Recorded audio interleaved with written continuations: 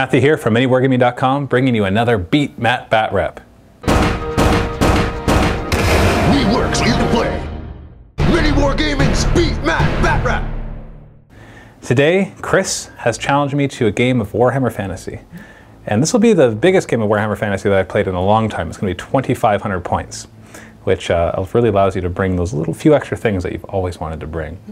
So he's brought his Beastmen, and I've brought my Tomb Kings, of course. So let's take a look at the armies as well as the deployment. And don't forget, if you want to challenge us to a battle report, go to miniwargaming.com/challenge and fill out the form. We've got 2,500 points here, which is great because I'm finally able to bring all the different things that I like to bring in one list. It doesn't even look like 2,500 points when I look at it because I'm so used to 40k. Got a lot of lords and heroes here. What I've decided to do is bring a Tomb Prince, so that's just a hero. And what we have here are two Lich High Priests. This one is going to be the Lore of Nehekara. He's going to be the Hierophant. And the other one on the left is going to be a Lore of Light. They are both level 4 wizards. And then we've got a Battle Standard Bearer. So this is painted by Worthy Painting, as well as one of the wizards in the front there. Then we got a unit of 20 Tomb Guard with full command. Then we got 50 Tomb King skeletons with full command. And we've got two groups of 6 chariots with full command each, one of them with a magic banner that gives them +1 movement. So that's really going to be my hard-hitting force. We got 3 Sepulchre Stalkers, and they're awesome, and 1 Tomb King Scorpion. And we've got a Casket of Souls to provide some extra magic and maybe even get off its bound spell. But at the very least, it'll suck up some dispel dice. Looking at Chris's Beastmen, we got a lot of gores all over the place. And so for our lords and heroes, we've got a Great Bray Shaman. He's a level 4 with Chalice of Dark Ruin and a bunch of other stuff too. We got a Doom Bull right here, and what you just saw over there was Morgur, another hero. 280 points for that hero. We got a big group of 40 gores. I believe they have full command. And then we've got a small unit of 15 ungores.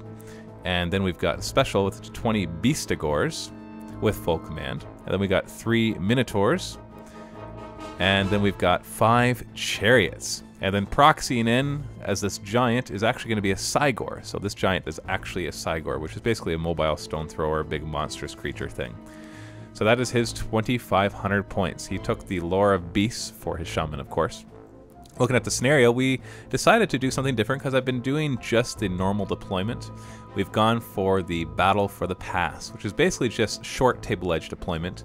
And then there's one extra special rule, that is when you run, you always have to run directly towards your table edge, not towards the nearest table edge, or directly away from your table edge, depending on where the biggest unit is, because it is impassable terrain on the long table edges. So you deploy on the short table edges. We rolled, and I got to deploy first.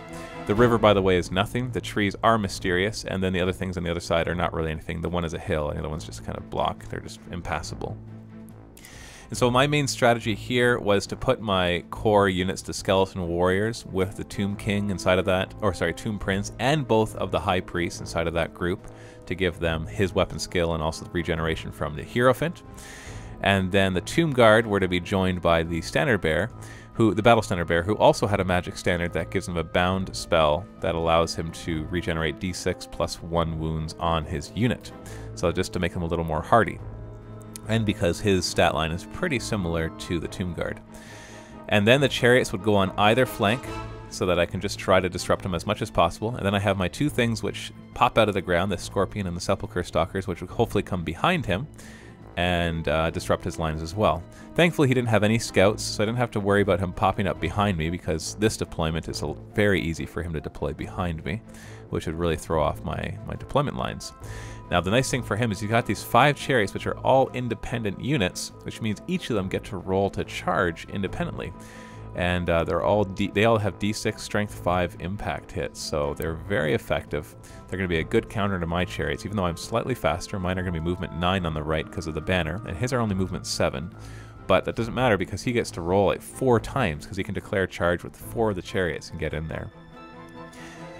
And you can see his strategy is a similar one, except that he's putting 4 of the chariots on the one side to disrupt my 1 group of chariots, and then 1 chariot on the other with the Ungors, who are a very cheap unit and aren't that great, so he's just looking to throw them away just to kind of hold me off. So even though it's 2,500 points, it doesn't look like much on the board, but it is nice to be able to try this different deployment and get a different feel to the game, so that is nice.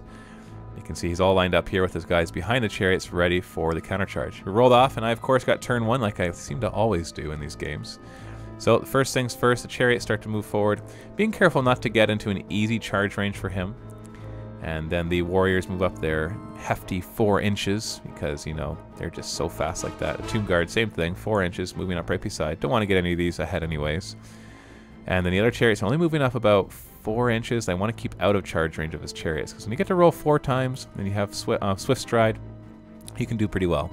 Roll an 8 for my magic. I'm casting Desiccation on his Ungors to give him -1 strength and toughness. He does not try to dispel that because he knows there's better spells. Righteous Smiting I'm casting on the chariots to give him +1 attack and multiple shots, and that goes off. He does not try to do that. Then I try to cast Net of Amentok, I think that was called. It's basically that it stops him from doing a lot of stuff. And he failed. And then the Casket of Souls rolls its bound spell, but he saved his 4 dice for dispelling that. He had 4 because he channeled 1. Then I'm firing, but he had a one-use item that basically gives me -1 ballistic skill, so I only hit on 6s. So I actually prevented about 5 hits there. Only managed to kill 2 of them, so that was very underwhelming. Fire at one of his chariots with my chariots, and only managed 1 wound, but he does fail it, so he does take 1 wound. Hoping to do a couple there. Going into Beastmen, turn 1.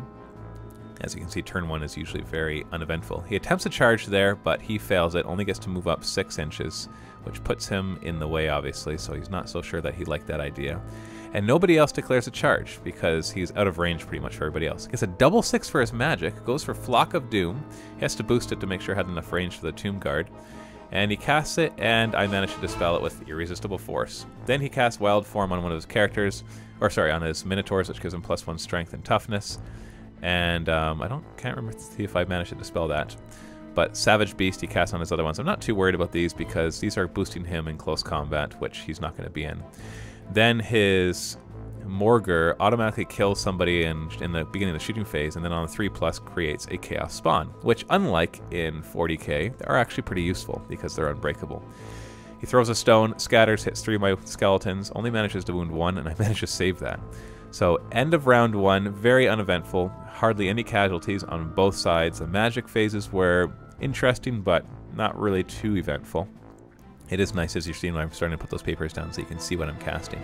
Next thing I need to do is show when it's dispelled and when it's not, so that we can understand that as well. I'll do that in the next one. So stay tuned for round 2. Click on the annotation if you're watching this on YouTube, or click on the link below. And don't forget, if you want to challenge us, go to MiniWarGaming.com/challenge.